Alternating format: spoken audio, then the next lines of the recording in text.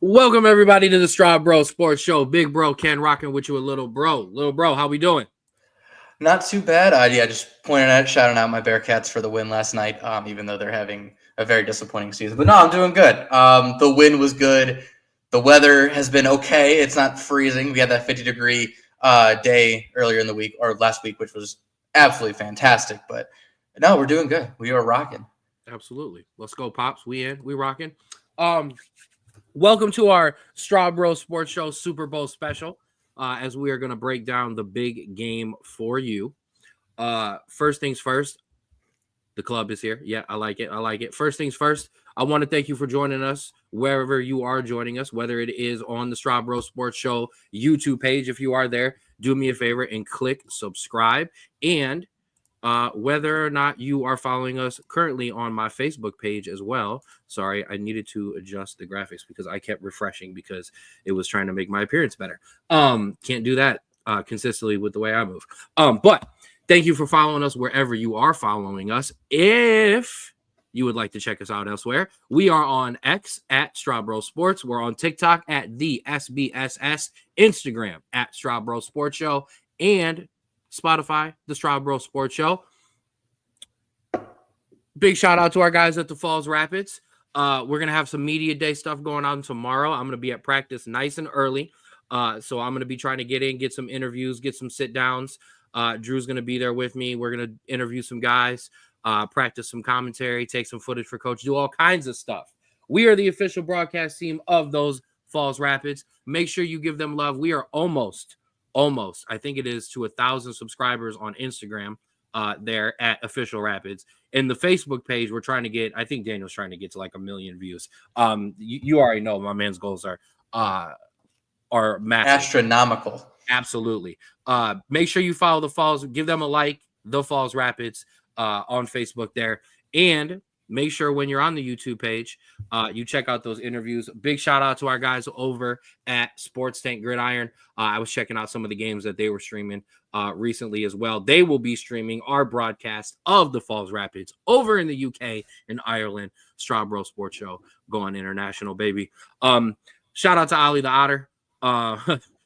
If you're on the YouTube page, when you're done with the show, you can click over and you can find all of those interviews right there. You can also find them on the Instagram page as well. Shout out to my guy Austin at Create Your Own Wave Apparel. Make sure you follow my guy here at Create Your Own Wave 2021. He's got something cooking up. He's about to drop here. I think he said towards the end of February. It's going to be updated in the graphics as well. So I'm going to be throwing up the new stuff as soon as he's ready. So I will be changing this graphic. The one on the right stays. We will replace absolutely. The picture's too good by itself too. If you're looking for that apparel, make sure you go to cyowapparel.myshopify.com. Shout out to Bobby. Happy Thursday as well. Oh, by the way, and because I missed it real quick, get your Falls Rapids apparel at fallsrapids.myshopify.com. You got lots of shopifying to do, but it's okay. No worries there. And certainly Schmoopy Sweets and Treats. Shout out to my girl Paula. Make sure you get on Facebook. Make sure you give her a follow and a like, and then you slide into those DMs right there, and you get in. Your time is fastly closing. The window is closing very quickly for you to get this Valentine's order in. I'm not even sure you can get your order in this week for next week. I'm not gonna lie to you. I'm not gonna lie. I don't know. Okay, so you might be getting ghosted because you took too long. It is not my fault. You had a chance to get those cookies, those cheesecakes, those cupcakes in. I know Nick got an order in, and I know my mama got an order in too. So shout out to them. Absolutely.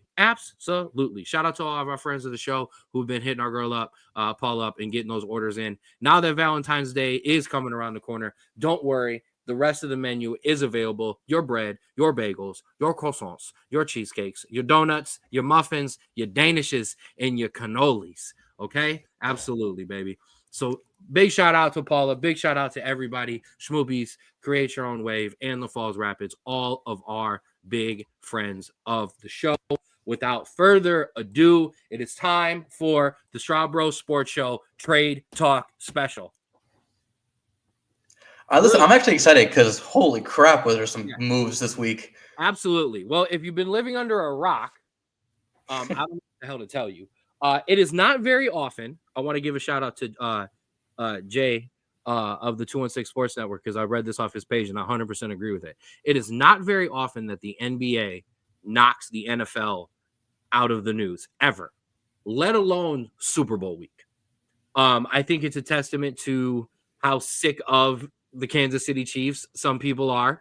A lot of people are also not big fans of the Philadelphia Eagles. That's not a very well-liked team either. So two not very well-liked teams, two teams of players we also know very well. There's nobody really new coming out at Media Day other than Saquon Barkley. So the NBA. Do you want to start with? No, actually, we're going to start with the NFL, and we're going to get this out of the way first. So it sticks with the trades, but it does involve the NFL, and it involves my guy sitting next to me right here. Myles Garrett wants out of Cleveland. He wrote a letter explaining that he wants out, and in that letter, he took a shot at Browns general manager Andrew Berry, in which he said, "It is not about Cleveland to Canton. It is about competing and winning Super Bowl." Cleveland to Canton quote was Andrew Berry's quote when they drafted Myles Garrett. So clearly, Myles Garrett isn't happy. I'm going to clear out, and I'm going to allow you in the comment section of Browns fans to take over here in a second, but I want to point two things out. He had a long meeting with ownership and the coaches after the season, which he said he would, in which he wanted to discuss what the future was for the Browns and all of that, number one. Number two, after listening this week to, all of the Super Bowl coverage that I've been listening to, there was two people who stood out, and that was Dan Orlovsky and Louis Riddick, who were on Get Up, who did a game in which they did the Ravens-Steelers game, in which they had Myles Garrett in to talk about the game.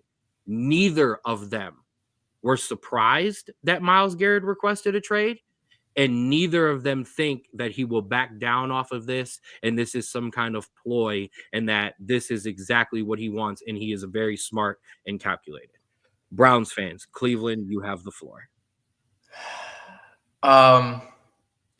So I had actually spoken with some colleagues, but probably when the season ended, that we wouldn't be surprised if A, he had requested a trade, or B, if we had decided to move him without him formally requesting a trade, because maybe it was kind of behind the scenes.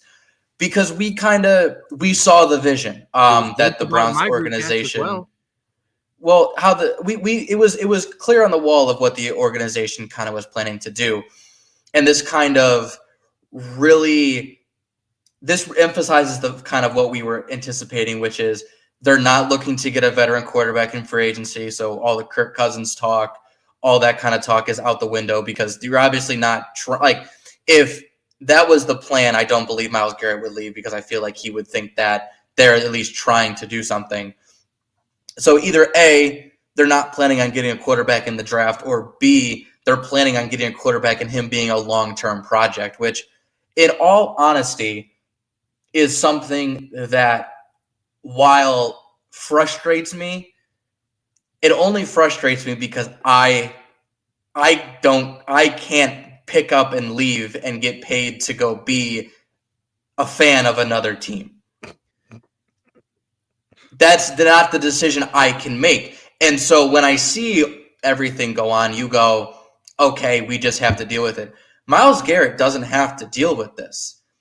And so while I would love for him to be a Joe Thomas type of player, where he loves the city so much that he's willing to go through the good, the bad, the ugly to be with us, I can't blame him for giving all of his time and effort in most of his prime years here to us, and then saying, because of his foot issue, because he may not have many prime years left, to say, hey, this team does not look like it's in a position to win in the near future.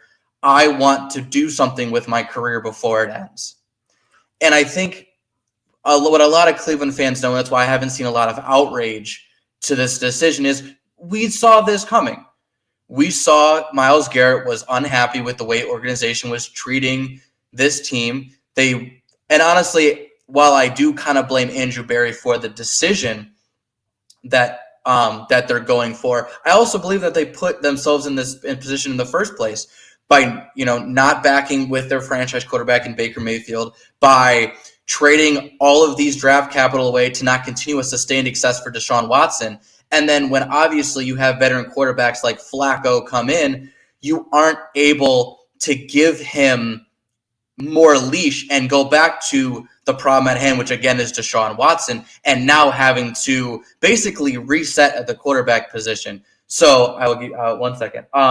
So in all honesty, while I am disheartened and I am frustrated, it's not at Myles Garrett. It is more at the front office and the organization for kind of forcing Myles Garrett's hand here. Now, if we get anything less than multiple first-round picks for him, I will be beyond infuriated because I think that's what is deserving of Myles Garrett.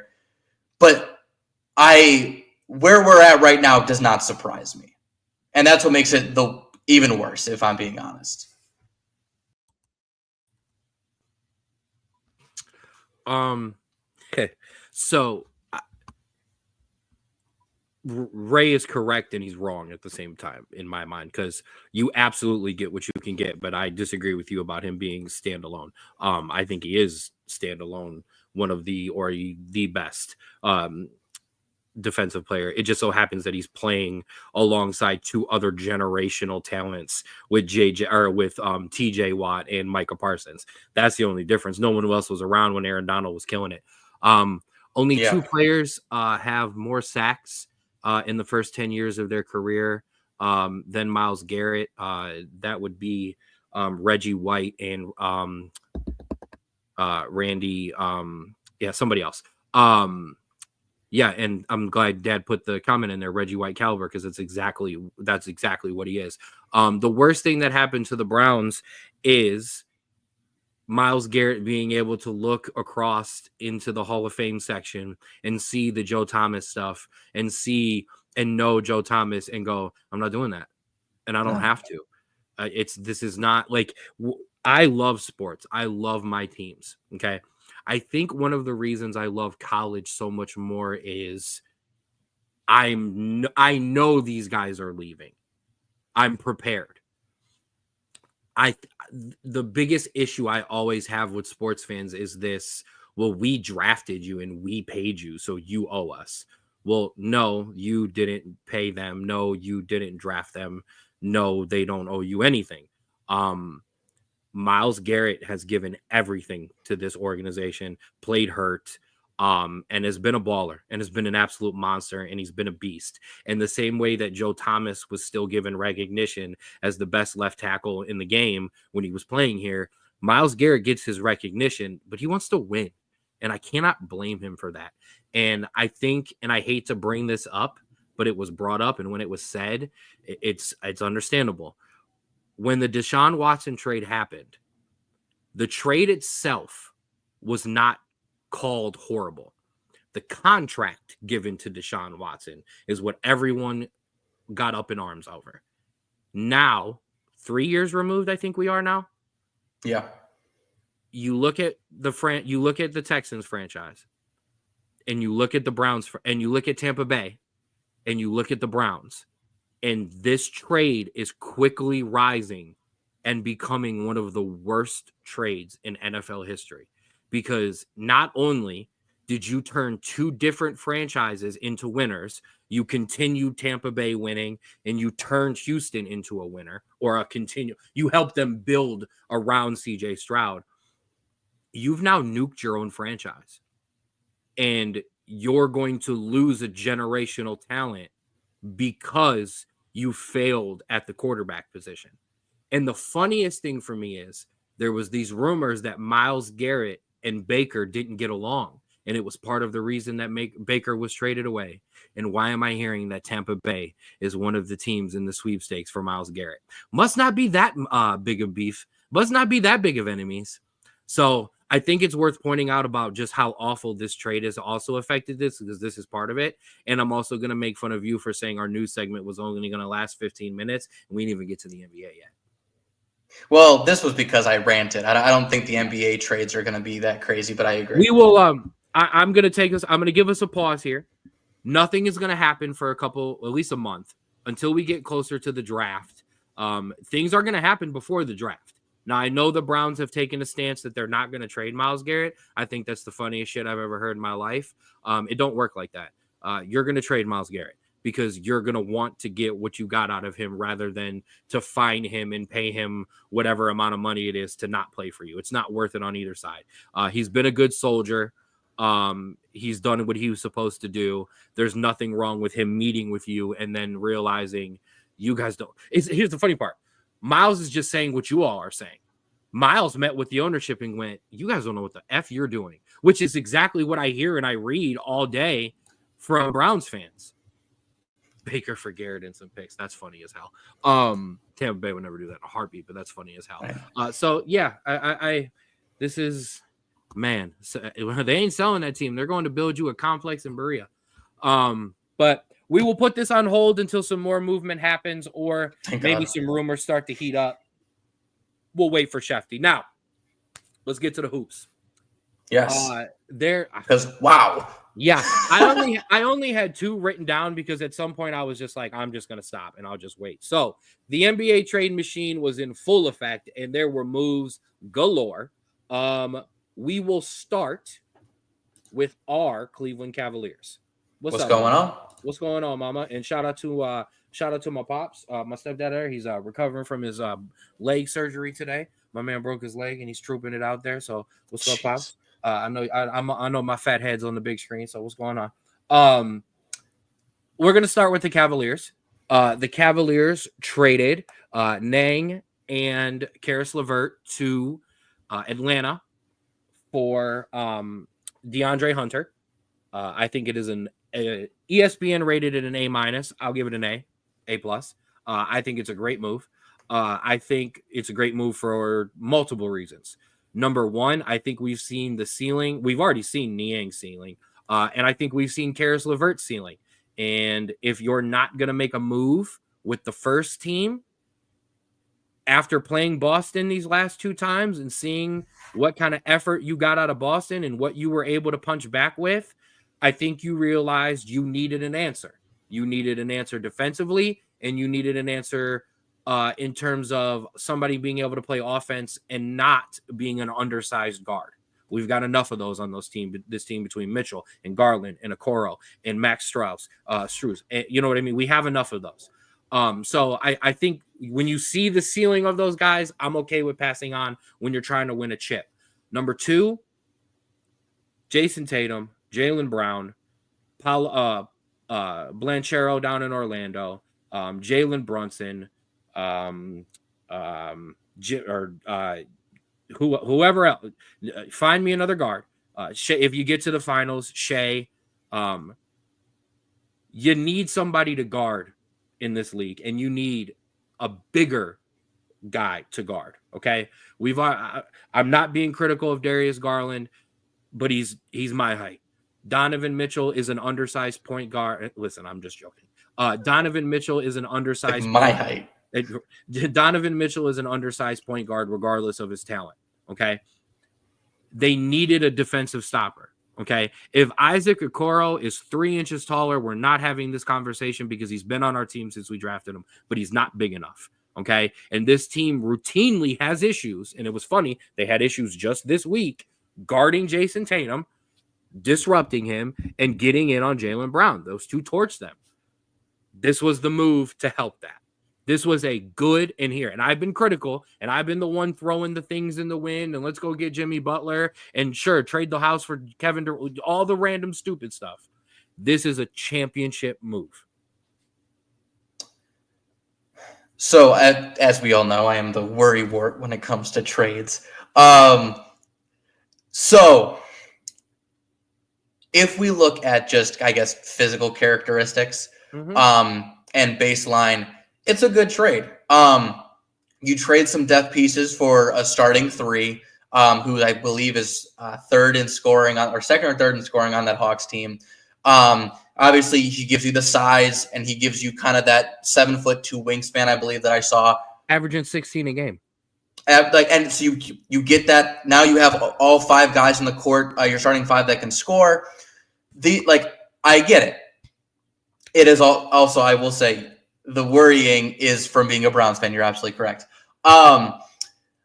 However, I think the one thing that I want to kind of look at and kind of say, let's see how this pans out, is when you kind of delve into the defensive statistics of this.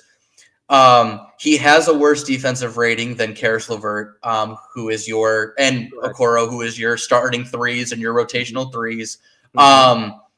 In terms of scoring, yes, he is an option, but if we're being kind of honest, he's not going to be your first 2 or 3 options on the court every time. So I wasn't worried about the offensive output on the 3. I was really worried more about. Let me counter your defensive stats. Let me finish my point. So the defensive obviously could be changed by, the size and the athleticism. So that could be a little bit different.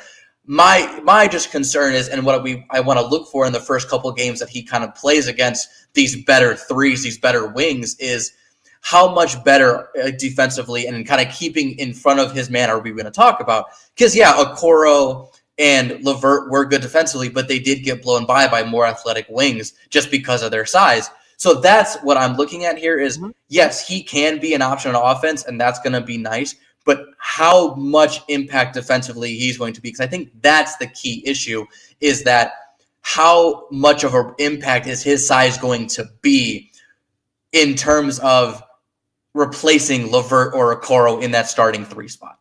I'm going to quote the great R&B philosopher Trey Songz. I'm about to dive in. Okay. So I dove into not what he was talking about. Doesn't matter. So I dove into those defensive stats because I was reading up on it, and this is what I found out. Not my finding, someone else's. Part of that defensive rating goes into the fact that the Hawks don't play good defense as a whole unit. Yeah. And he does not get a lot of blocks and steals. However, when you have Mobley and Allen sitting behind you, I don't need you to get blocks. I don't need you to get rebounds. I need you to stop guys from getting to the basket or funnel them defensively nicely into your bigs. So him being bigger, that's automatically going to happen. So they have said, yes, the numbers don't look great, but those numbers are going to improve when you don't have holes in the defense like Atlanta does. And you can talk about Darius Garland, his defense, it ain't Trae Young bad. No.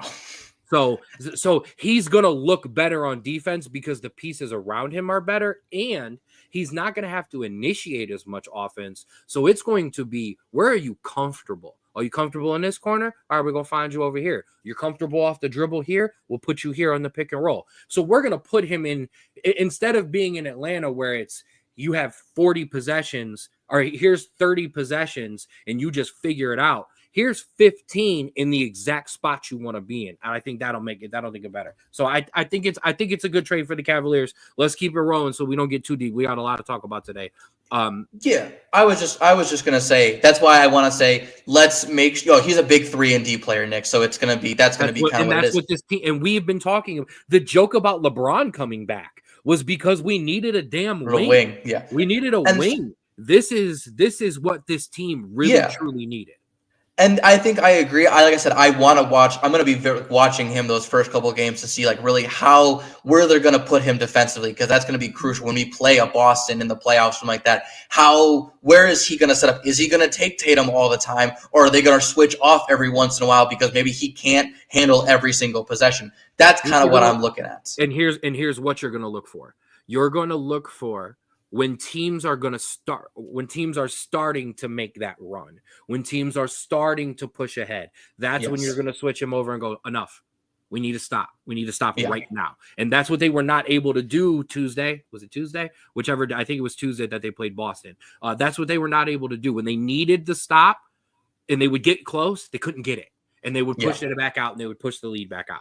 So I think that's a big spot for him too. But Yeah. let's keep it rolling. There was a bigger trade in the NBA, the biggest trade probably. And these are not my words. I'm listening to every smart person who's ever talked about basketball in the history of basketball. This is the biggest trade in the history of NBA. No time in history has a superstar this big been traded for another superstar.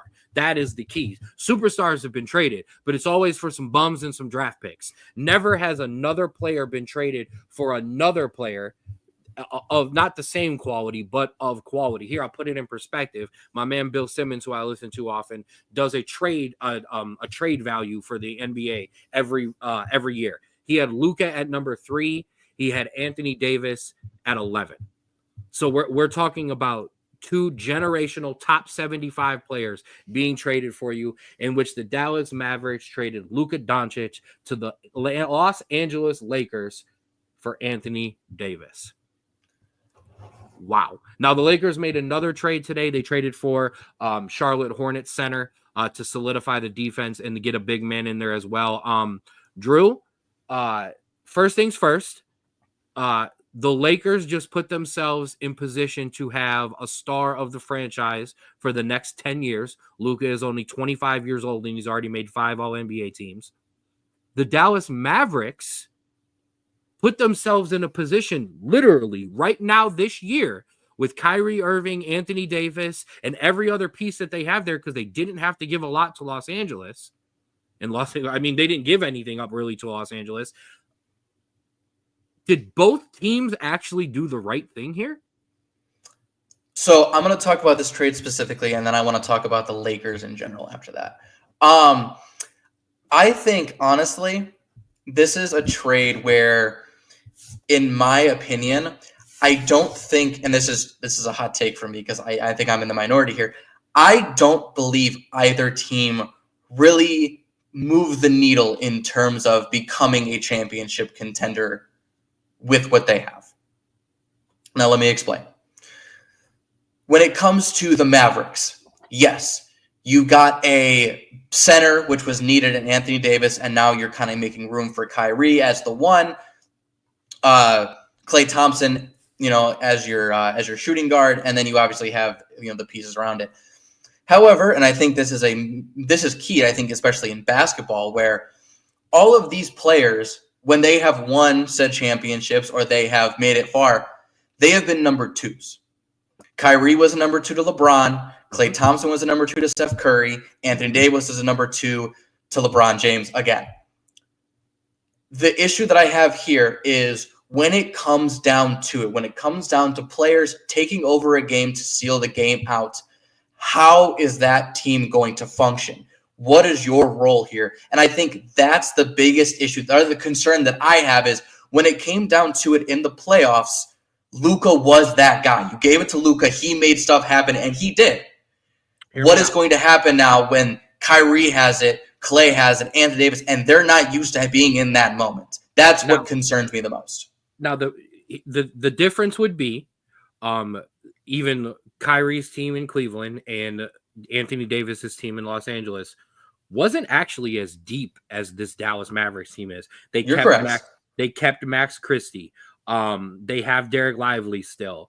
They've got guys. Okay, number one. Mm-hmm. Number two, I want to point this out because you brought it up, so I think it's fair to bring out. Both of these guys won a championship with LeBron James. LeBron James doesn't win a championship without Kyrie Irving hitting that 3 and his offense carrying that offense down the stretch. And he doesn't win a championship unless Anthony Davis goes absolutely berserk in the finals and has just an outstanding finals and wins MVP. So while, yes, they maybe have not been the best player, they've had the biggest moments minus the block. Although you could argue the shot is as big as the block. They've had the bigger moments in those chances, so they can do it. So I think I disagree with you to a bit because if you're Dallas, Luka hasn't been playing. He's been injury prone.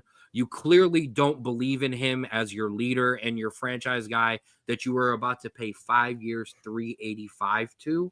I mean, this isn't, it's not, he wasn't getting some chump change. He was, and this isn't a Myles Garrett contract where only 90 million of it's guaranteed. Like he was about to make a lot of money. Supermax. Yeah. Supermax. So if you don't believe he's the guy and you're cashing out, you cashed out on you weren't going to, I mean, you have to think about it. You weren't getting Jason Tatum. You're not getting Shea. You're not getting Wemby. You're not getting, I mean, you're not, there's of those top, if you start to go through the top 5, you're not getting any of them.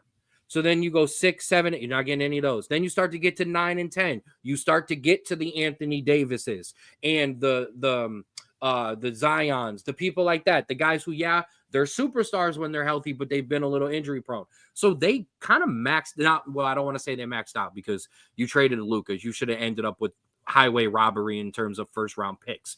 However, if you're not trying to rebuild the franchise for the next 5 years and you're trying to win right now, immediately this year, they did the best they could. No, I agree. I think the one issue that I have is, like I said, when you come down, when it's a game on the line, there's a ball. I don't believe there's a guy on that team that is going to say either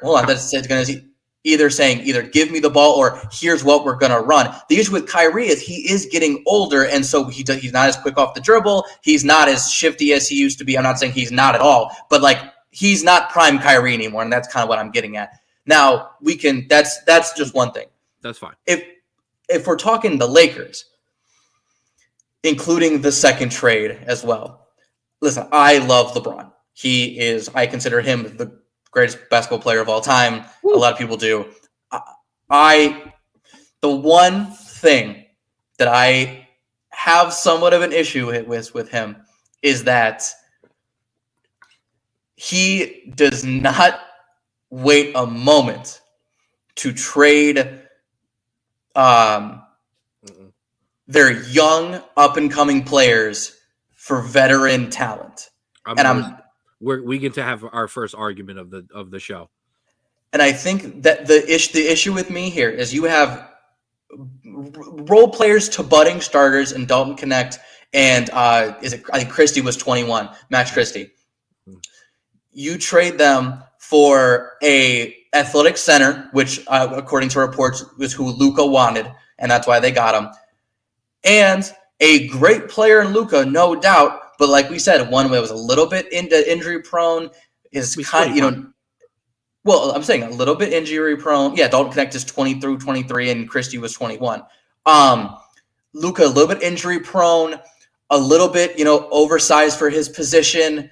I'm not saying these trades are bad. I'm not saying that these aren't the right championship moves. You just notice a trend when it comes to LeBron's teams that, especially now when every year we're seeing if he's going to hang it up or not, regardless of his productivity, it's more of just whether he wants to continue playing. The second he's gone, that team is, and yes, I know, Ray, that he had no idea and found out dinner with his family. Yeah, because I want to disagree with you. You're rambling today. The issue is that once he leaves, that team is, other than Luka, I don't believe is championship quality. Luka is great, but he doesn't have the pieces once LeBron leaves. When LeBron leaves, you get another superstar because that's what the Lakers do. There's not for like 10 years they didn't.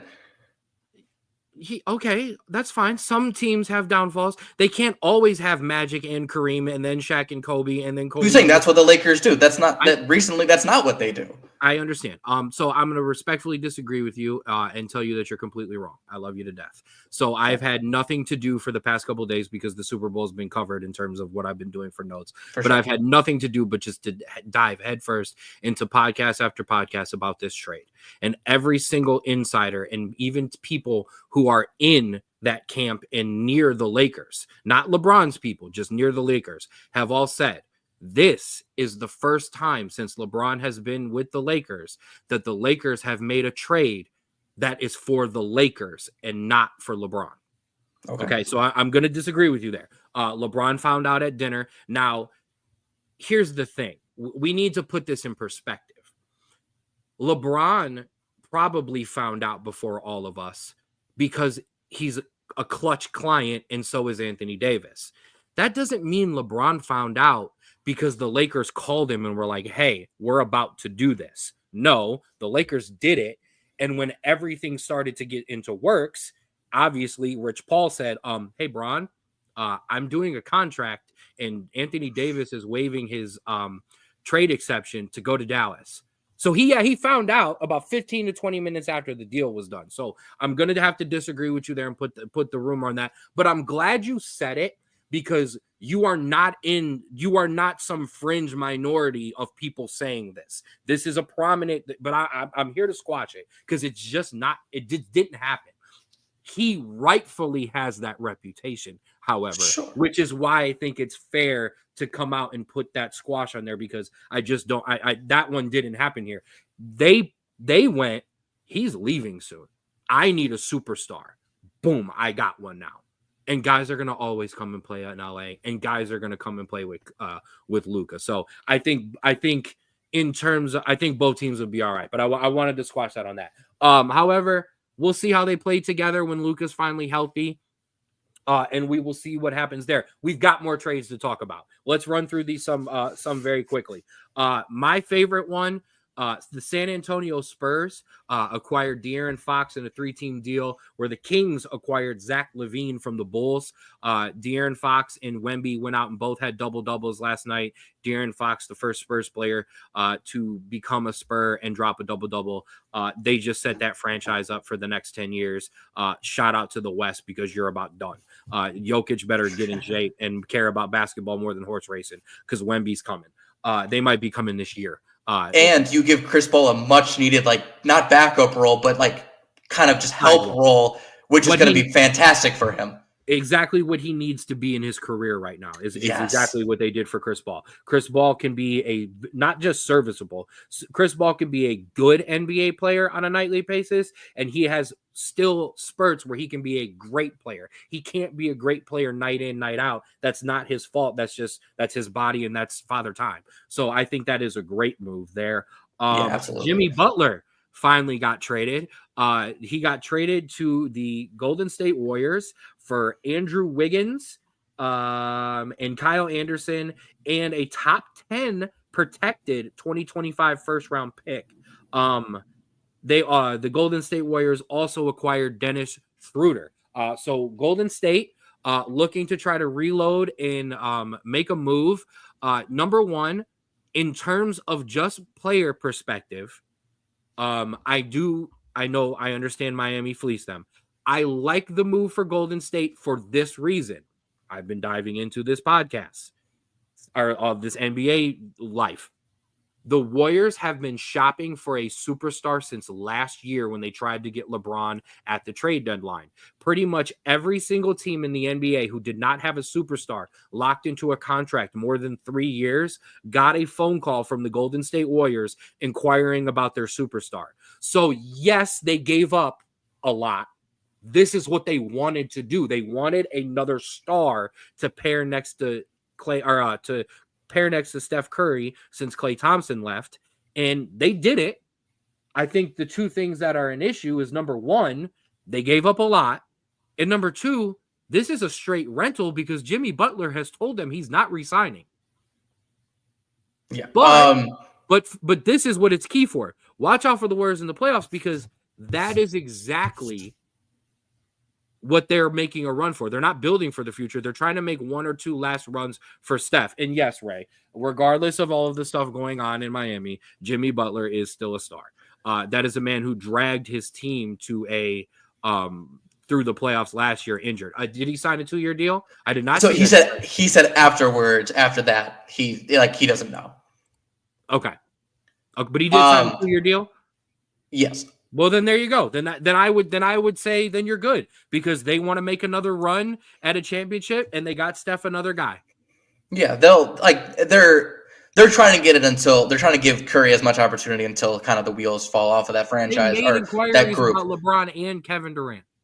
All I'm gonna say is, how long until we get reports? I know what Draymond said in his media time, but how long until we get reports that Jimmy Butler and Draymond Green had an argument during practice? And this is a Straub Bros Sports Show exclusive. I did not hear this on any podcast. I'm telling you this personally. The Golden State Warriors have designed a small room in their practice facility. It is completely padded. Jimmy and Draymond are just going to go in there on day one and just pad up, and they're just going to go at it. And then they're going to come out, and then they're going to just play basketball. Dude, it's like I'm waiting for the offseason report that Jimmy Butler's requesting a trade because Draymond called him something. Yeah. But yeah, like I said, especially now that he signed the 2-year deal. Thank you, Ray, for throwing that in. I didn't know that about it when we started. Golden State wanted a star. Yes, if they didn't want a star and they wanted to rebuild, I would give them an F. But this is what they want. And because I happen to just know this part, before we say, well, they should have went and got, trust me, they called. Trust me, whoever you think it is that you might go, well, they should have went and got so-and-so. Trust me, they tried.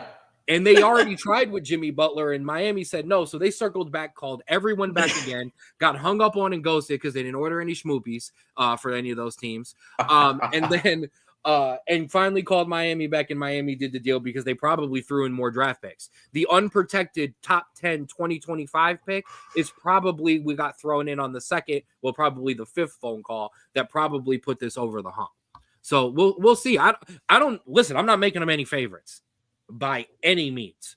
I'm just saying they wanted another star. They got a guy. And I'm sorry. We're about to get to the Kansas City Chiefs in a second.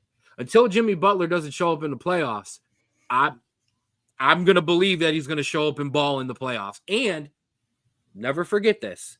Steph Curry is a superstar who is a superstar without the ball. So the ball dominance, they wanted LeBron. LeBron's going to play the point guard. This is exactly what Golden State needed. A guy who's going to take the rock and go get open, Steph, and Steph will go get open. And even if he's not, it doesn't matter.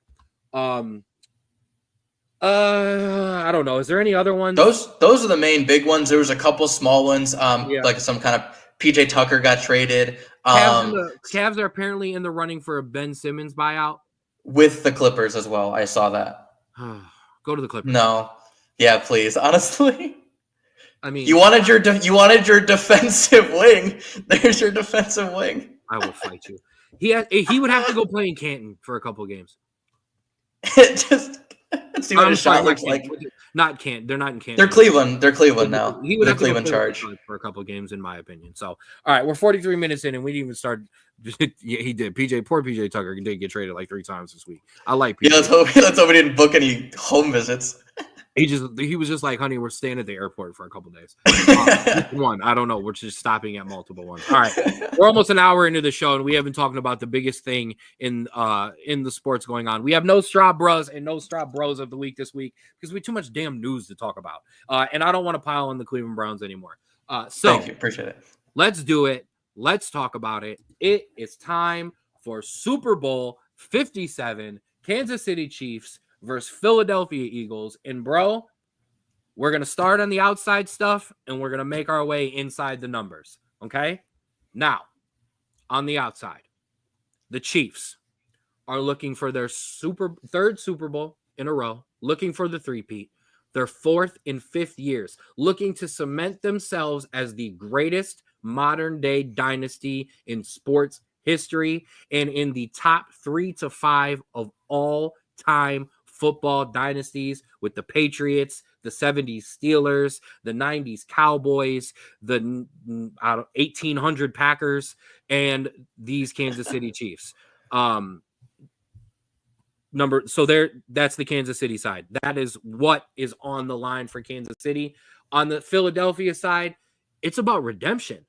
They have a chance for redeeming their quarterback, who still faces criticism this week that you can't win with his arm, a coach who was told that you can't win with this much fire and passion, and a running back that was told Daniel Jones is worth more to our franchise than you are. And every single person who was still on that team from that game 2 years ago, redemption. Where would you like to start outside the lines? I think I want to start with Philly because I think it's the more juicy bit there. I think Philadelphia is a team that for some reason people are tired of seeing, yet they've only been to the Super Bowl like twice in the past what, They 8 must listen to our years? show.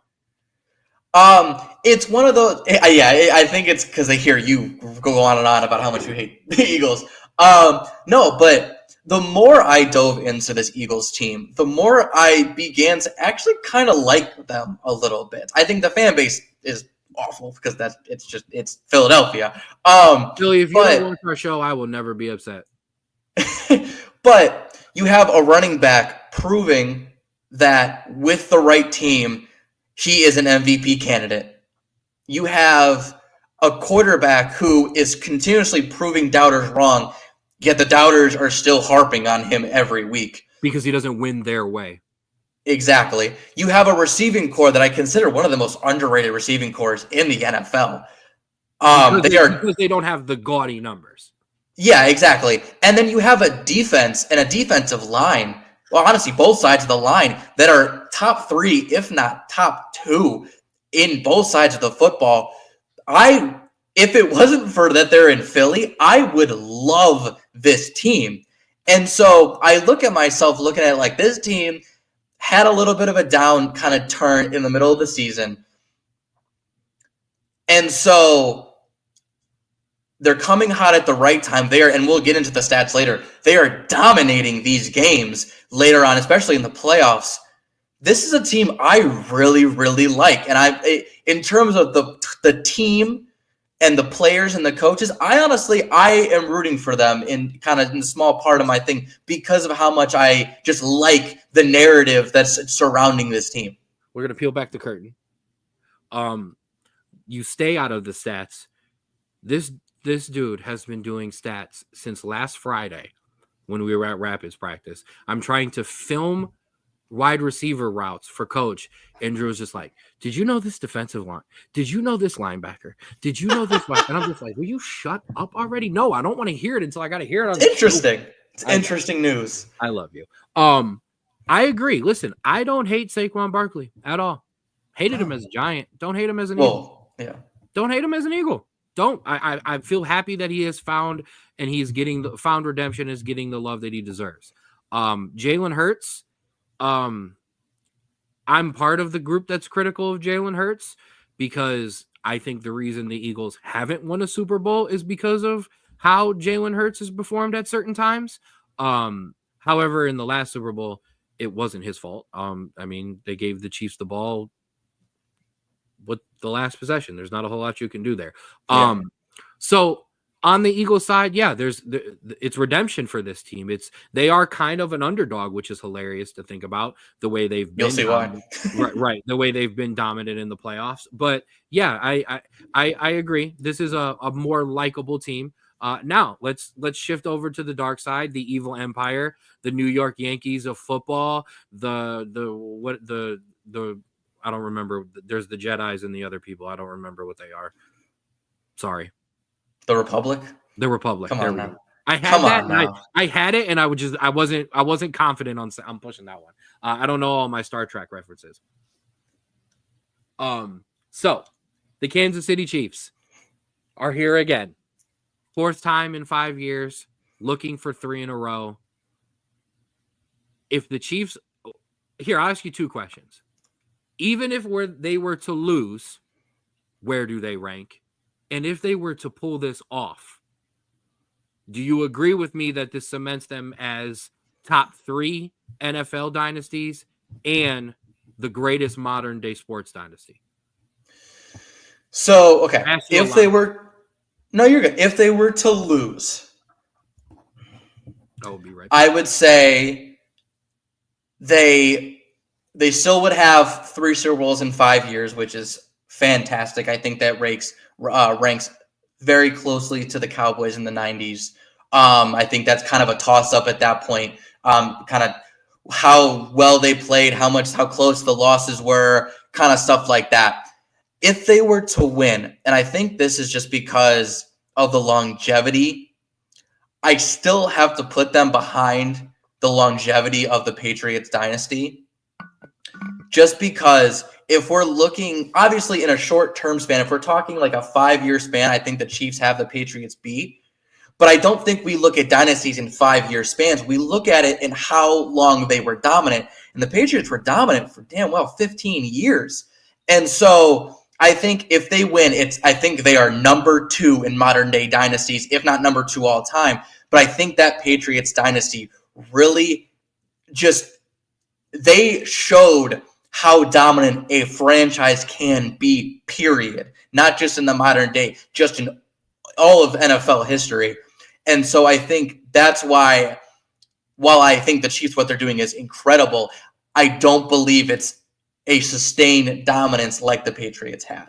They only didn't make a couple of them because Brady was hurt or some unfortunate things. It's not because they had a bad year and then came back. They're not the Giants of the NFL, the San Francisco Giants, where it was like missed the playoffs, won the Super Bowl, missed the playoff, or won the World Series. They had some bad luck sometimes. The Chiefs have only lost to the New England Patriots and Joe Burrow's Superman year. So, I mean, and think about it. That Patriots dynasty was really only upset by an injury and a Peyton Manning Superman year. And I'm sorry, Pops. No, I was barely going to give love to the Green Bay Packers. I'm not giving love to when your Jim Brown and Otto Graham played against mailmen and plumbers. I was barely ready to give the Packers some love there. Here's what's crazy to me. It is often said that quarterback is the most important position of all of sports. If this doesn't prove it, I don't know what does, and here's why. We talk all the time about dynasties are dead. Dynasties are dead because all of these owners are billionaires in all of these sports, and they don't want other owners raking it all in. When these leagues were smaller and there was only certain owners who had all the money, it didn't matter. But now that these guys all have an equal say and all have an equal share, and this is in all sports, okay? They have put things in place purposely to not allow dynasties in basketball, in football, in baseball, in soccer, in hockey, in lacrosse. I don't care what the sport is. Yet in football, you have the best quarterback and you win them all. Since Brady. And before Brady, in those couple years before that, we didn't have a dominant quarterback. We didn't have a number 1 guy. So we spread some Super Bowls out. Then we got a number 1 guy again, and he wins them all. It doesn't always work like that. The Bulls were the last time it happened in basketball. It won't ever happen again. No, the basketball will never be dominated by one player. Like almost LeBron is the closest we will ever see of that again. So I hope you enjoyed it because we'll never see that again. Baseball, it hasn't happened ever. Since the 40s and 50s has one player been able to carry a baseball team. It's never happened. Hockey, it hasn't happened since Gretzky. It's soccer. It doesn't happen. So the fact that it continues to happen in football just shows you how special that position is when you find a generational guy. And I think I added on to that because you also need a generational quarterback, but we've seen generational quarterbacks because listen, Peyton Manning is a generational quarterback. Drew Brees is honestly close to a generational quarterback, if not a generational quarterback. But you also need that in the same way that Clyde Drexler was really good. Karl Malone was a generational talent. Charles Barkley was a generational talent, but that Michael Jordan. Also, what I think is the difference is you need a coach that knows how to perfectly utilize him, whether that's Belichick, whether that's Andy Reid, whether that's and I'm forgetting his name. Oh, Phil Jackson. Thank you. Whether it's Phil Jackson, you need a coach that goes, this guy is special. If I perfectly utilize him, we're gonna be good. And that's what the difference is. Because listen, Dan Marino's a generational quarterback. Man, couldn't get it done. Because you give him a coach. Was Don Shula still there? That's the only thing I got for you. Okay. Right. Name a coach. Name another player that played with him other than the 2 wide receivers that everybody names that are overrated as hell. But that's kind of what I'm getting at too. Exactly. Is like you need that second part because there are plenty of generational quarterbacks, but if you don't have that coach that knows how special he is and forms their offense around him, you're not going to be as good because you see so many times head coaches going, no, this quarterback's going to go to my system, and because he's so good, he's going to figure it out. And sometimes it does. Manning's won a Super Bowl. Breeze has won a Super Bowl. But if you tailor it to that quarterback because of how good he is, there's so much more success involved. And it's on paper. It's there.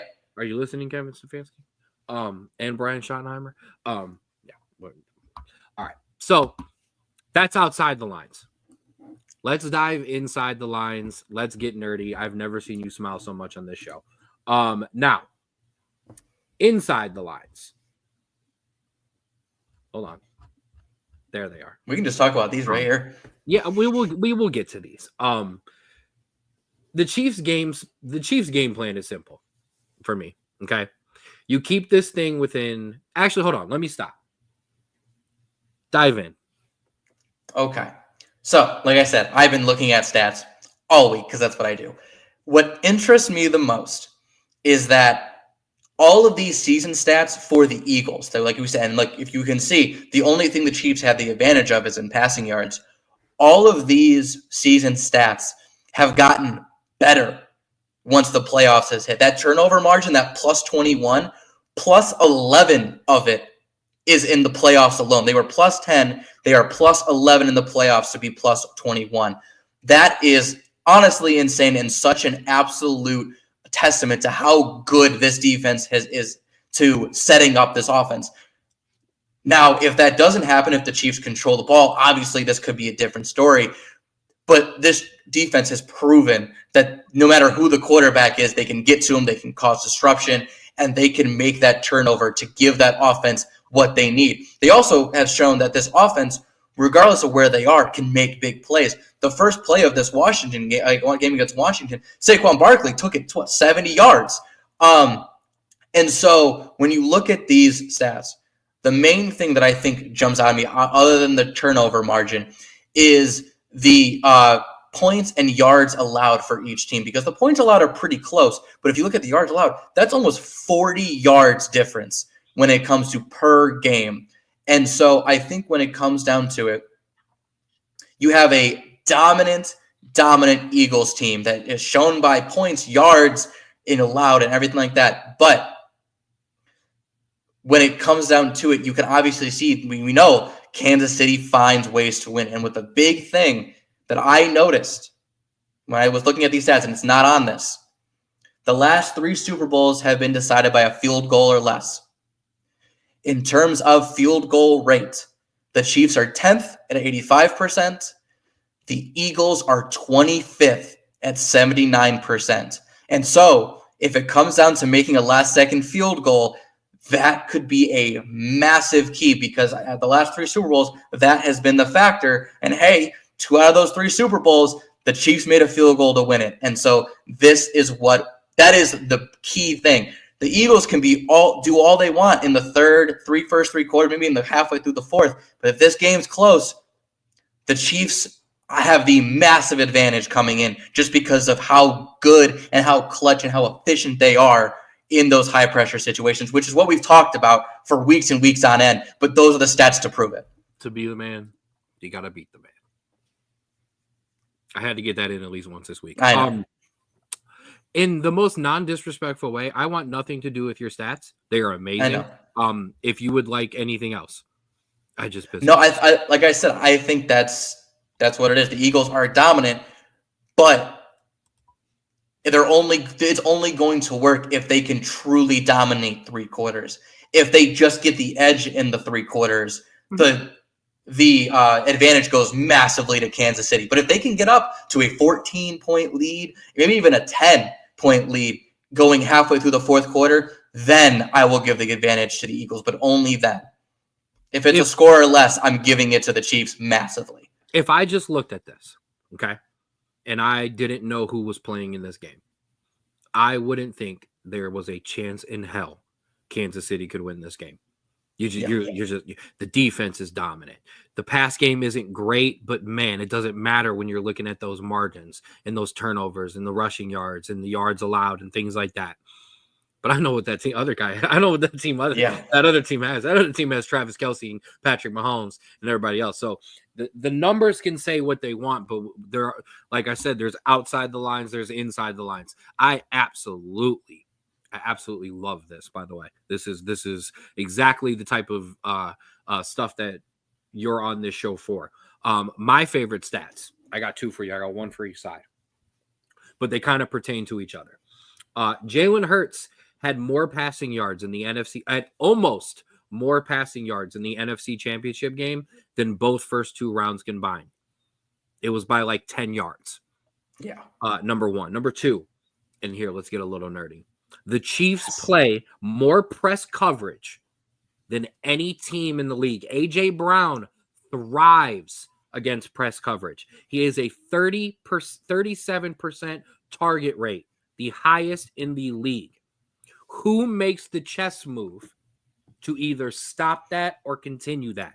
Because what we've seen is, for the most part, this Chiefs team has said, this is the formula to win a Super Bowl, and we are going to play this way, and that's that.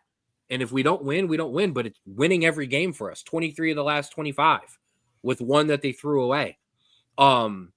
So what happens? Does Jalen Hurts hit these passes over top on man coverage when they're pressing A.J. Brown at the line? Or does Kansas City go, I'm still going to get pressure on you and you're not going to be able to get the ball to him? Whose chess move? And then from there, if Kansas City decides to switch up and play a little zone, does Saquon Barkley take over? What that chess move with those stats is what I'm excited about on the defensive side. And that's something to look for when you see, excuse me, I was having a sugar issue, so I got to eat in between takes. I apologize. I'm not dying. It's okay. When you see Philly line up and you see those corners start to step up, that is the first thing to look for very early on. What happens here? Because if they burn one early for over top, Kansas City's going to have to adjust. Because Philadelphia is the one team in this league that if you give a 14-plus lead to, you ain't getting it back. So, not to bring up bad memories, but I think this is a great analogy. I hate you. We're talking about the national championship game here in college. You have a really good defense in Notre Dame that plays man all the time, almost exclusively man. They looked at that Ohio State receiving core, and you could tell from the beginning of that game, that defense was allowing them to hit those short routes. Now, did it work? No. The Ohio State it looked like they expected them to push back, and they played the short game while getting those extra yards after catch. Do I think that was the wrong decision by Marcus Freeman? No, because I believe if they played man, there was going to be some burning, down the field. Now, not to discredit Marcus Freeman, but I think Andy Reid, in terms of a scheme, is a much better schemer. It's proven. One of the issues is when you can play man when you have elite DBs and elite corners. Notre Dame did until they all got hurt. But you stick to that game plan. Unfortunately, when you have great wide receivers, which all of these teams have, eventually a guy's going to get open when you're playing man-to-man all game long, nonstop. Unless you have Darrelle Revis or Deion Sanders or some generational corner on that side, you're going to get burned eventually. That's why you. So that's what I'm concerned about. Right. That's what I'm concerned is. Obviously, Andy Reid and that defensive coordinator is going to scheme up a great defense, but what is going to be their something is obviously not going to work. Nothing ever goes 100% according to plan. What is their base going to be? Are they going to base back to what they know, and that's man, or are they going to base back to a basic zone? I know we're getting kind of football nerdy here, but that's the mind game that's going to be played is, what are you going to default to when something goes wrong? Because something always goes wrong in these games. And so that's what I'm going to be really interesting, because they're going to come up with some kind of coverage in the beginning of the game. But when it comes to maybe it's a fourth down drive, or there was a busted play the previous drive, what are you going to base in? And that's what's going to be the interesting part. Before I put you on the spot, what I like to do before every one of these big games is tell you exactly how each team is going to win, and I'm kind of good at it. Not to toot my own horn there, but for the Eagles, and then I'm going to make Drew pick the game. For the Eagles, I hate to be repetitive because I think I've given this speech to the Texans, the Bills, Texans and Bills. Don't let this be close. You cannot let this game be close. You have got to build a lead and roll. But unlike the Texans and unlike the Bills, and I'm gonna quote myself from what I just said 5 minutes ago. You give this Eagles team a lead, even just a 10.1 to start in the first quarter, maybe the second quarter. This game could be over before Kendrick Lamar is on stage and we all in our living rooms yelling A minor. Okay, all right. This could be bad if the Eagles jump out. Okay, all right. I was forcing my joke in there. You had that joke teed up for an hour now. Written for a week. Don't even care. And the Grammys just helped it. To be honest. Oh yeah. Because now I know everyone in the stadium would be singing it too. So you have got to build a league, Philly. You cannot play another close game with these Kansas City Chiefs because 4 of the last 5 years, 3 in a row, and 25 of 24, they have been unbeatable. And they're extremely unbeatable when the games get close. What's up? What's happening, my guy here? I want to give a big shout out to Deshaun, okay? Because he sent out a video today. I know I'm derailing the show, but I don't care. He's here. Absolutely, that's fine. He threw up a video today of his first interception of his career. And he took that boy back, but he didn't house it. Okay. I already told him the call will be legendary this year. All right. If he houses one of those boys. Okay. I got my man right there. We'll see you tomorrow at practice. Thank you for rocking with us. But you can't play a close game with the Kansas City Chiefs. You can't. Okay. You got to build. And I know that's easy to say. Oh, no. Listen, in other games, if this was Philly versus Buffalo, I would just say, hey, man, Philly, play your game and don't worry about it because in the end, Buffalo might blow it. I know the guy on the other side is not going to blow it. So you've got to get a lead and make it in. You've got to force them to be driving with 4 minutes left and needing 2 scores. Yeah. Needing the score and the field goal. You cannot give Kansas City the ball. Now, so that's for Philly. Hey, Kansas City, man, it's pretty simple. Just keep it, but go into the fourth quarter within 10. Keep it within 10 to 14 for 3 quarters, and then maybe 3 to 7 within 4 minutes left. Give the ball to the best quarterback in the league. Let him dictate another Super Bowl winning, game-winning drive. I mean, it's pretty much that simple. I mean, this is the same feeling we had about Brady and those Pats team. If you're close, you are scared as hell. So, I mean, the game plan is simple for Kansas City. Just hang in there. Withstand a big Saquon Barkley run. Withstand a big throw over top to A.J. Brown. Withstand a tush push or 2, and you'll be all right. It literally. Champions advantage. They're gonna hit the low blow. They're gonna knock the referee out of the ring. They have every advantage, and I don't mean to use referees. That was a bad. I didn't mean it in that way. But they have vehemently denied having anything to do with the favorable calls.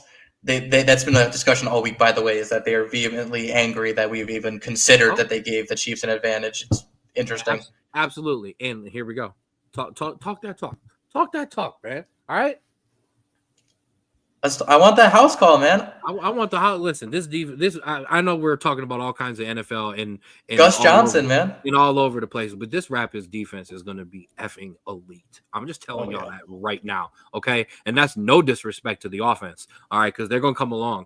The offense takes longer to get rolling than anything else, but that defense, we saw it in person live, and I was just like, oh shit.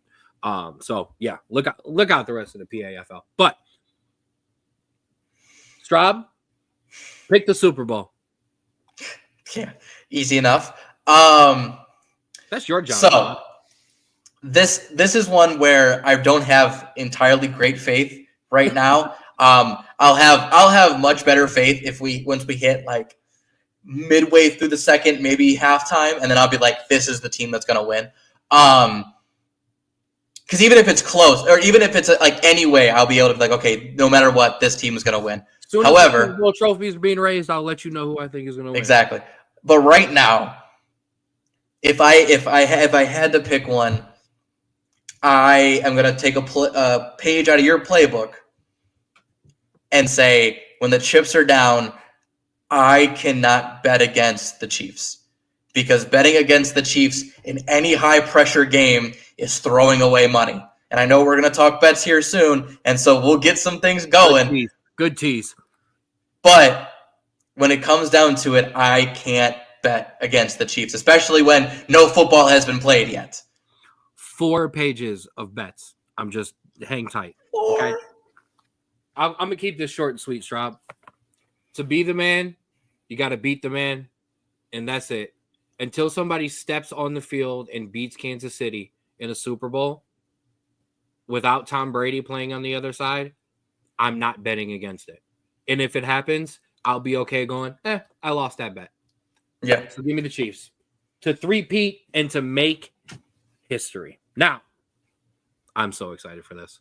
I put the last time I put work. You're almost as excited as I was about the stats. I put a lot of work into this show. The last time I was this excited for my own graphics were my preseason predictions. Okay. Yeah. So let's get rolling. It's time for Big Bros Super Big Bull Bets. Okay. I got a lot. There's a lot of fun stuff to go through here. Those are your numbers for your anytime touchdowns.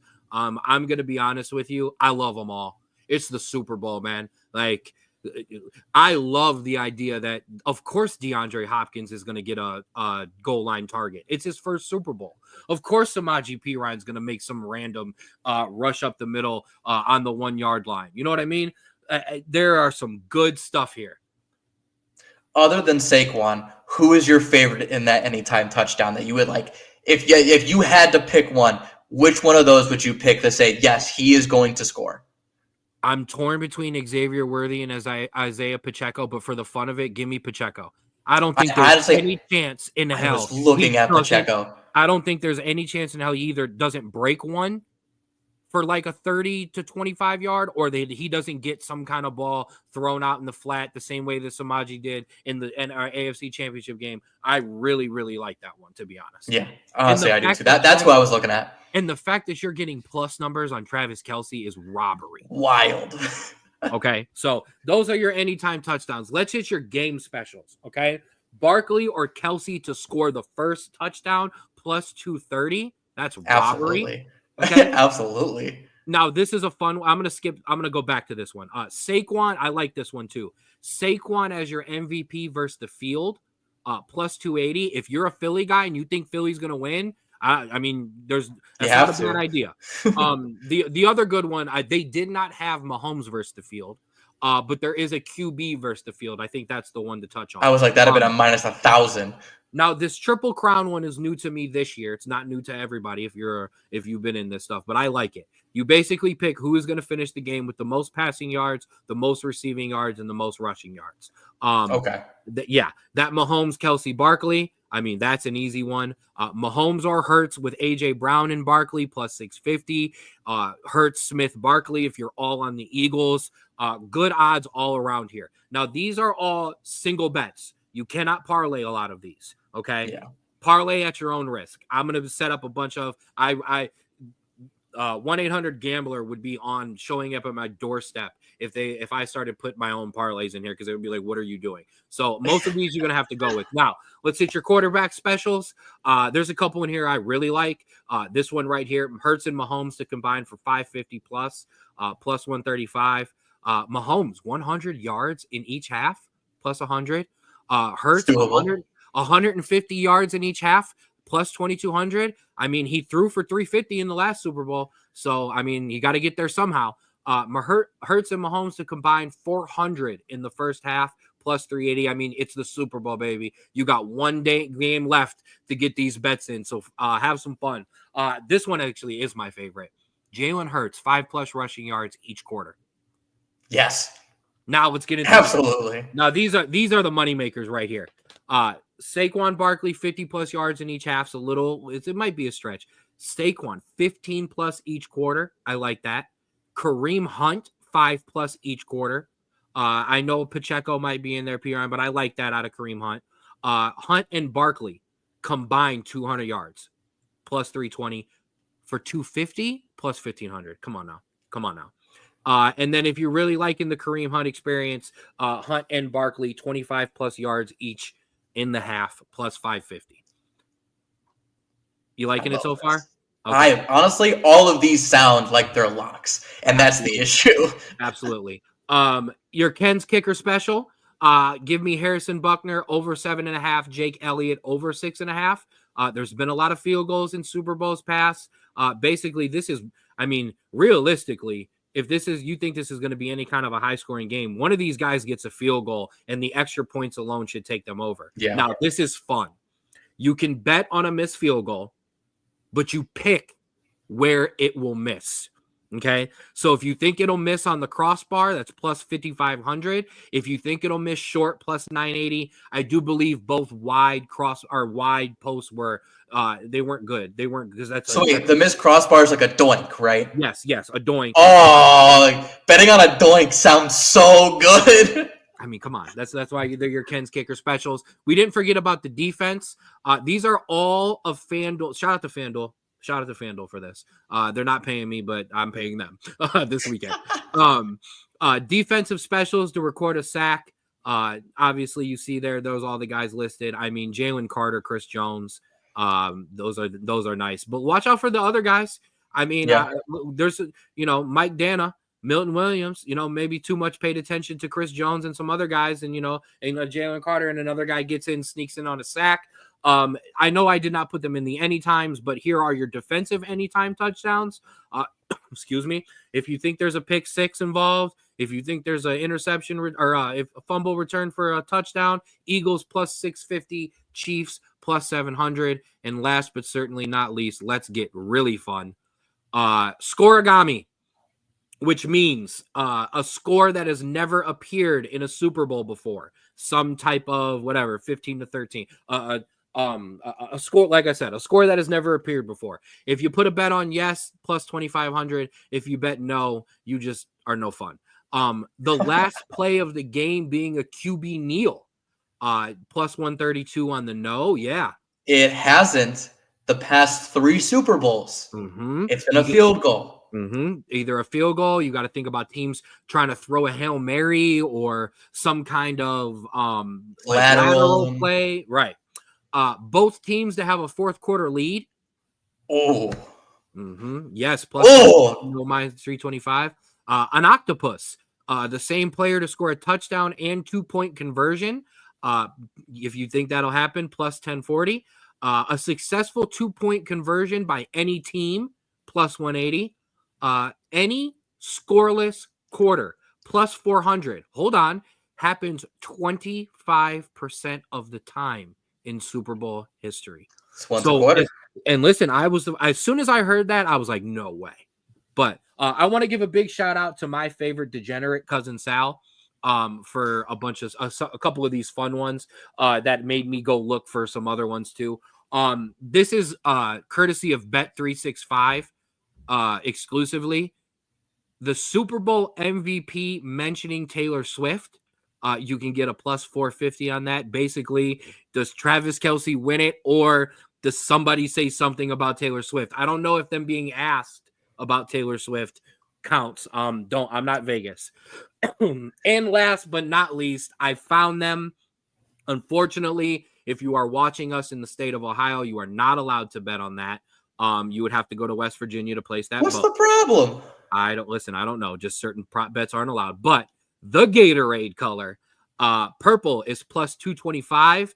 Purple has been the color of choice for all 3 Kansas City Chiefs Super Bowls. That's why it has the best odds there. Why would they change up what color Gatorade they drink? Yellow and green plus 250, orange plus 400, blue, red, pink plus 650.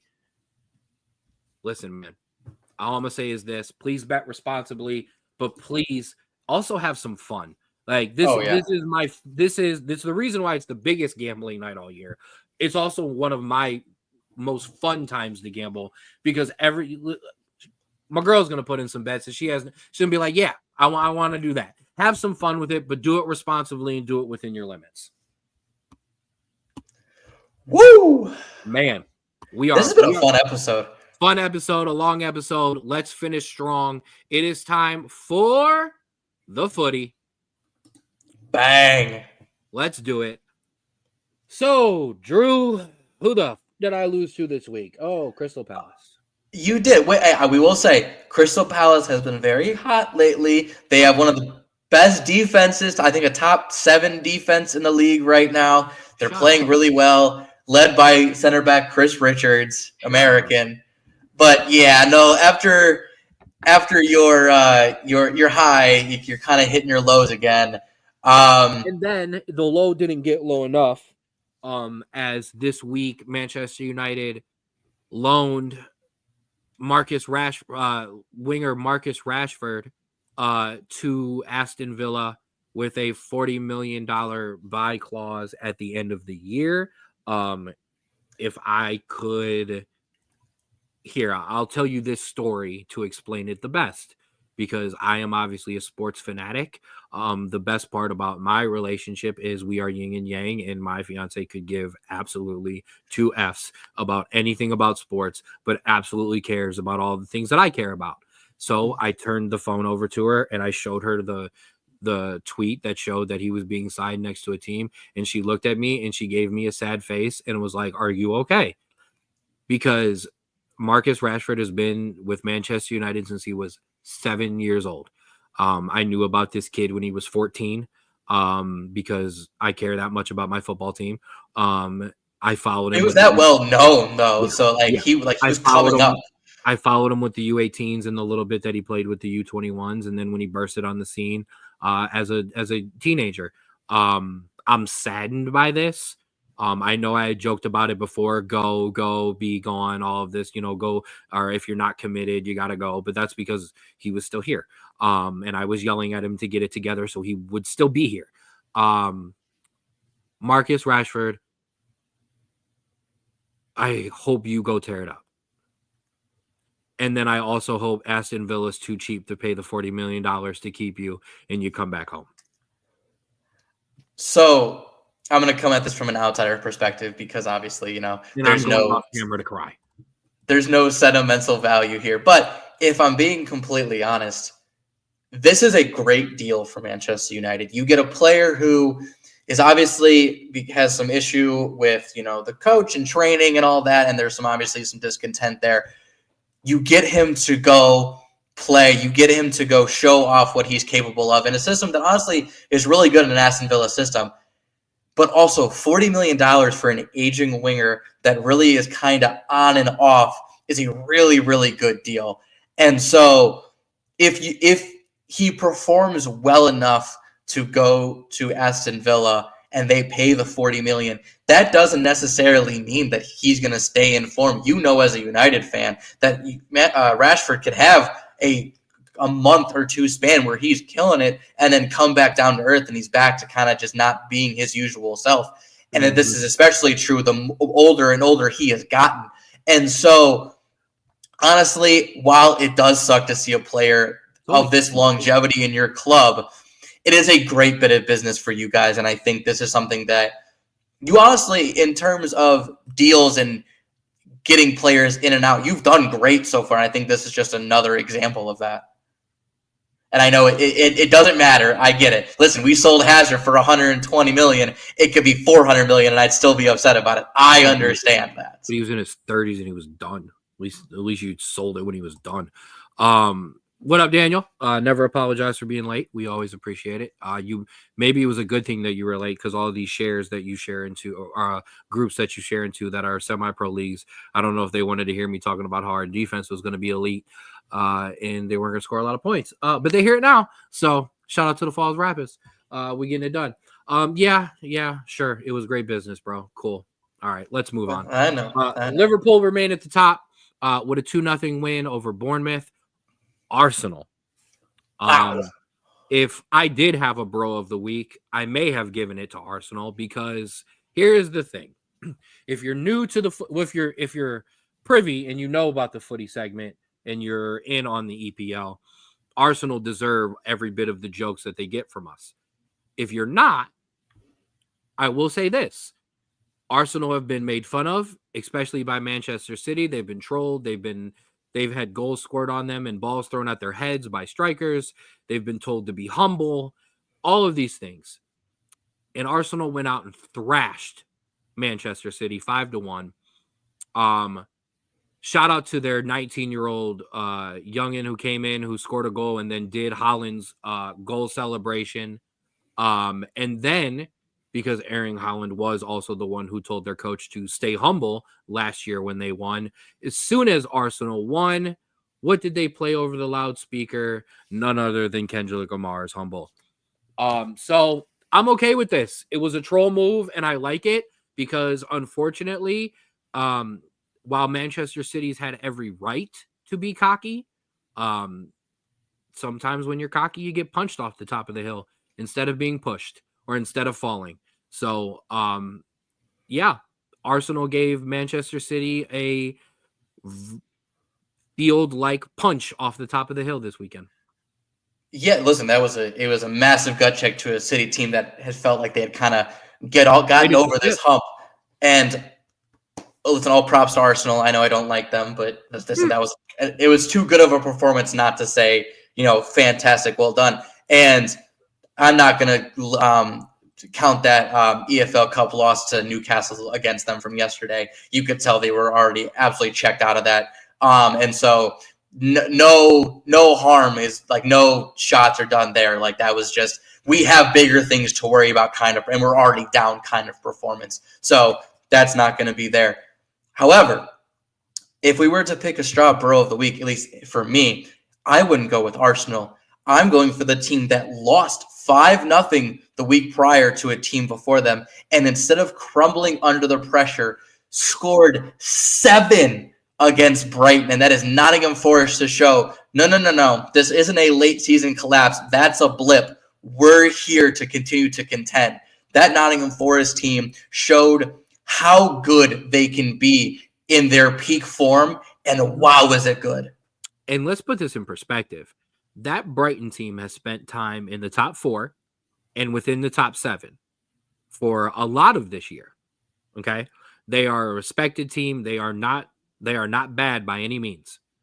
The last 2 teams are the last other 2 times that 7 goals were scored on a Premier League team. It would be that team sitting at the very, very bottom, Southampton. Once by Manchester United and then once by Leicester. Okay? That's not easy to do against a Premier League team. Especially honestly, one that has quality like Brighton. That's even more impressive to show how lethal that counterattack is, because Brighton is a possession-based team. Mm-hmm. If you watch Brighton, you know this. They cling to possession. To be able to say, we'll give you that because every time you can't stop us. And every time you make a mistake, we're on the break and we're going to score. It was honestly, I watched it. It was absolutely flawlessly done. Every time Nottingham Forest got that ball, they broke, they passed phenomenally. And Chris Wood, who is, I think, second or third in goals right now in the Premier League, above Palmer, above anyone from Arsenal or City, Haaland. Like, it is unbelievable to watch how good how cohesive this Nottingham Forest team is with no actual major stars on this team. There is a great video that has gone viral of this group it's like a dance group and they're dancing to Sabrina Carpenter. And there is an older white gentleman in the middle of the group who is just going to town.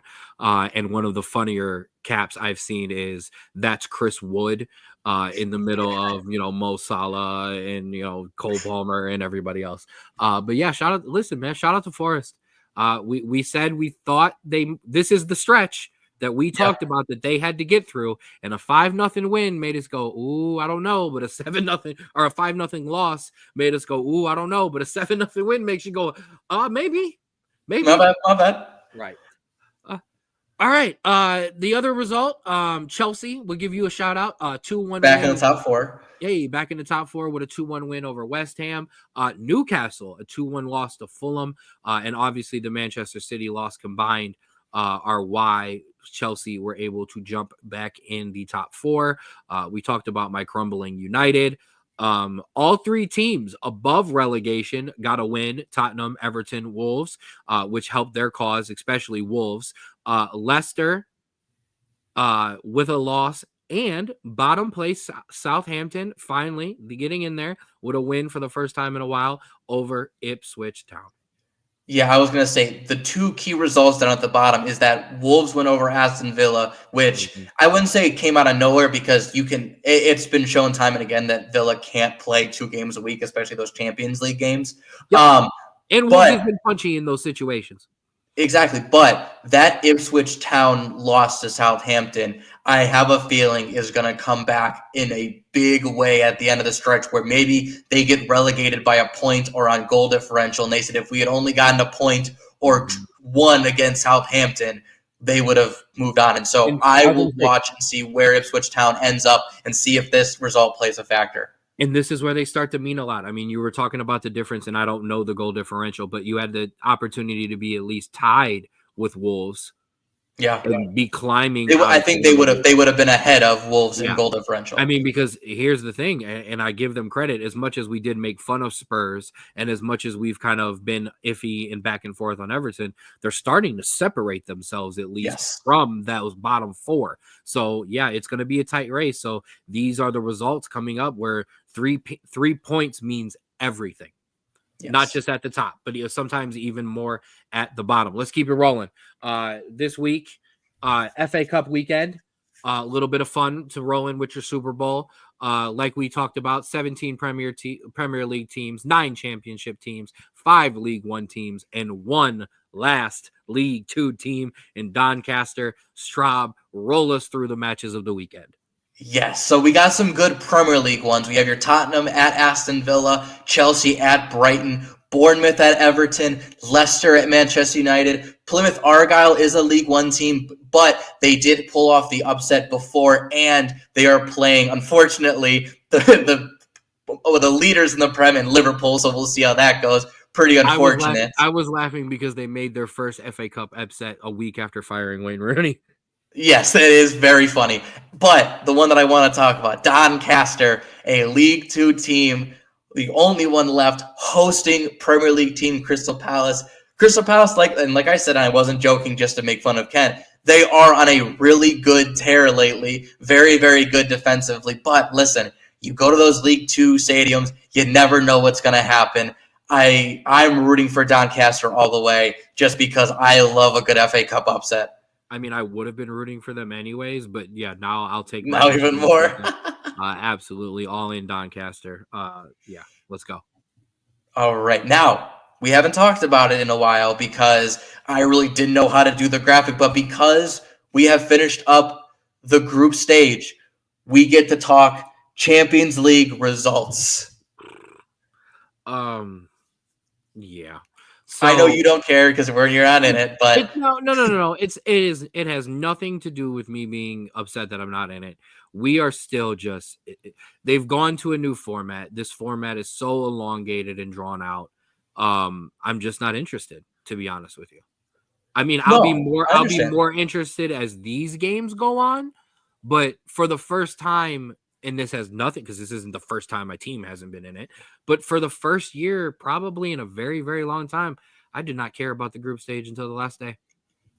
Yeah. So what my issue with this is that, yes, they made it more balanced because now you're playing you're not playing teams twice. You're playing a bunch of different teams, and it's more leveled out this way. And it also helps. It helps middle of the pack teams and yada yada, so they're not third to 2 giants in a 4-man group. I get all that, but in terms of pure entertainment and pure watchability because of the intensity, it's less.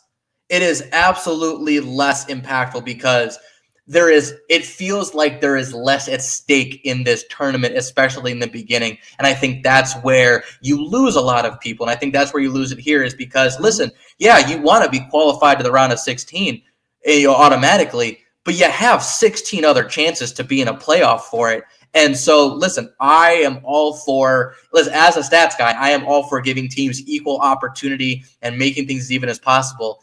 But I do agree at some point it lessens the impact and lessens the value of a tournament if you are giving all of these teams so many different chances to make it. The problem I have is, and this is the problem with my favorite sport, it is going in the exact opposite route of every other sport. Yeah. We talked earlier how owners of all the other major professional sports don't want dynasties and they want to spread it even. Soccer is the exact opposite. All of these clubs with all of this money are doing everything that they can to change the rules of these tournaments to make it easier for them to qualify, and they won. Because in any other year, there is at least 4 to 5 teams on the eliminated list that would have made it based on the group format. But because of this format, you allow bigger teams to have an easier chance, and there, you got what you wanted. Every team that qualified to the round of 16 is a top tier team minus maybe I can't even knock Lille and Liverpool. They're a champion, yeah. Right, because they're top of their leagues. And in the playoffs, one Brest. That's it. That's the only team that made it. That I'm sorry. Now I know for some casuals, though some of those names might not stand out to you, but for anybody who watches this game, I mean, those are top teams. Club Brugge is the top team in their league. Feyenoord, top team in their league. Like there's no all of the teams that would have had a chance and make those magical runs, because a team does it every single year and makes those magical runs to the semifinals or maybe to a final. They're all gone. So I'm disappointed in this. I'll be more excited when the big guys all start actually playing. No, I absolutely agree. And speaking of, we have your obviously round of 16 playoff matchups. And I will say the good news and the bad news. We'll start with the bad news. No team with an American made the automatic qualifier, but good news, no team with an American was eliminated. So as you can see, every single team with an American is in these matchups.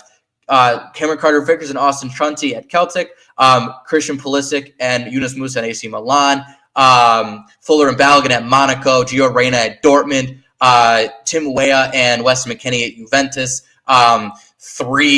Ricardo Pepi, Malik Tillman, and Serginho Dest at PSV. So a lot of good matchups and a lot of potential for these Americans to make it to the round of 16 playoffs, which is going to be a lot of fun to see. 100%. Do you have any big matchup that you think you would want to see there? Because listen, Manchester City, the Juventus PSV matchup is going to be a fun one to watch. So is Celtic Munich. Those are the two top tier ones. Everything is under, obviously, Manchester City, Real Madrid. I agree, especially because Manchester City just barely made it in, and now they have to play a giant in Real Madrid. Also, one thing to note, Feyenoord sold their striker, Santi Jimenez, the striker, to AC Milan. And so he, depending on how things work, may play against his old team for a chance to make it to the round of 16. So that'll be fun to see. Absolutely, I agree. Funny how that works. All right. So that's it for the footy. That's it for the EPL. That's it for the Champions League. But there's one more segment left, and my man is probably all I'm gonna say. Is there's so much to cover here. I am going to have to make this work because it's going to be my biggest challenge yet. Maybe a little less on the stats. It is time for the best segment in U.S. men's national team history. It's time for Straub to take us home with Americans abroad. Okay, so as you can see, so many people scored this week. Paxton Aronson got his first assist for Utrecht in a 3-1 win. Christian Pulisic gets its 10th goal of the season, unfortunately in a loss. Ricardo Pepi got his 18th goal this season, which is insane. Assist and a man of the match in a 3-2 win in the Champions League against Liverpool. Unfortunately, he did pick up a knock, so he will be out for some time. Alejandro Zendejas picked up 2 assists in a 3-0 win and a 4-0 win in the start of the Mexican League. Anthony Robinson picked up his 10th assist and man of the match in a 2-1 win, as he is second in Premier League in assists, just behind Mo Salah. Josh Sargent gets his 7th goal in a 1-0 win. Brandon Ayrton gets his 8th goal in a 7-0 stomping. Tim Weah gets his 4th assist in a 4-1 win. Mark McKenzie gets his first goal and a man of the match in a draw. Aiden Moritz gets his first assist in his new club in a 2-3 loss for Middlesbrough. And we have some transfers in the deadline. Caleb Wiley was recalled from Strasbourg, loaned to Watford. Jack McGlynn was sold to the Houston Dynamo. Jordan Pefok was sold to Reims. Justin Trey was loaned to Petra Eiston. Taylor Booth was sold to FC Twente. And Leonard Maloney was sold to Mainz. Woo! That's a bleeping mic drop. A big salute to all of our men getting it done across the board, getting it done abroad.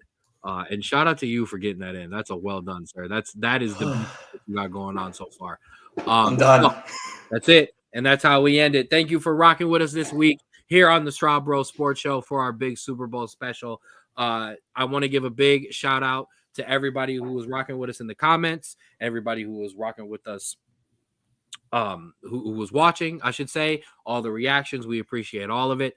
If you are watching on the Straub Bros Sports Show YouTube page, do me a favor and click subscribe if you haven't already. Because that is your one-stop shop for everything Straub Bros Sports Show. If you're all over social media, check us out everywhere. We're on X at Straub Bros Sports. We're on TikTok at the SBSS, on Instagram at Straub Bros Sports Show, and on Spotify, the Straub Bros Sports Show. Big shout out to the Cuyahoga Falls Rapids, Daniel, the owner, rocking with us. A couple of the players this week as well. Shout out to Deshaun and Bobby. Make sure you follow the Falls Rapids, the Cuyahoga Falls Rapids, on Facebook. Give them a like. And if you're on Instagram, give them a follow at Official Rapids. Make sure you get all your Rapids gear and your Ollie the Otter gear at fallsrapids.myshopify.com. Big shout out to our guys over at Sports Tank. They will be broadcast semi-pro games as well. They will be broadcasting our PAFL games, pro development, on their channel to their viewers in the UK and Ireland. Make sure you check out all of our interviews with our Rapids players, coaches, staff, and ownership. We'll be picking up a bunch more tomorrow at Rapids Media Day, so check out for more of those to come. Big shout out to my guy Austin at Create Your Own Wave Apparel. Make sure you follow him at Create Your Own Wave 2021 on Instagram, and get your apparel at cyowapparel.myshopify.com. And Schmoopy Sweets and Treats. Make sure you follow the Schmoopy's Sweets and Treats Facebook page for all the deals and orders, and then DM to hurry up and get in your last minute Valentine's Day menu before you get ghosted and left on read. Your cookies, cheesecakes, and cupcakes. And after that, jump into the regular menu for your breads, your bagels, your croissants, your cheesecakes, your donuts, your muffins, your Danish, and your cannoli. Big shout out to everybody who rocks with us and rolls with us. We appreciate all of our friends of the show. Strabo, final shout outs. Thank you for watching, listening, however you get this show. I'm still out of breath. That took everything out of me. But have a great weekend. Enjoy your Super Bowl parties. Stay safe. And listen, it doesn't hurt to call off Monday. It happens to the best of us. Just, do it responsibly. Listen, everybody's work will understand, because, there'll be multiple people from every job doing it. I'm making my special homemade chorizo meatballs. So yeah, Strabo, you're missing out on those. Yes, enjoy your Super Bowl parties, your parlays. I hope everybody's hits. I know that's not possible, but I hope in some way we all get rich this weekend.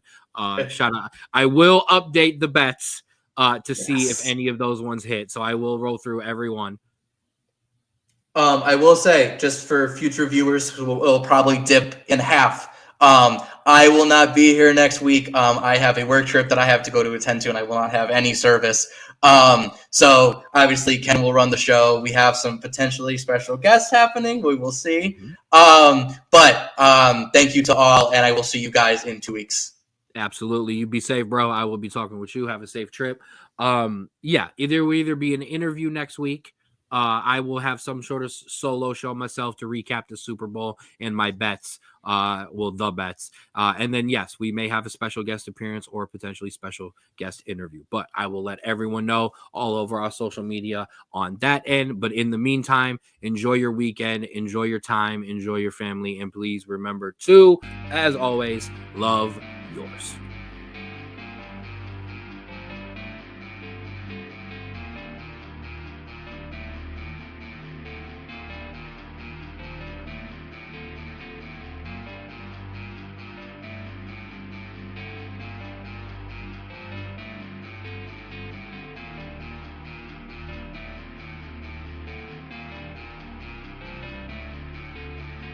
in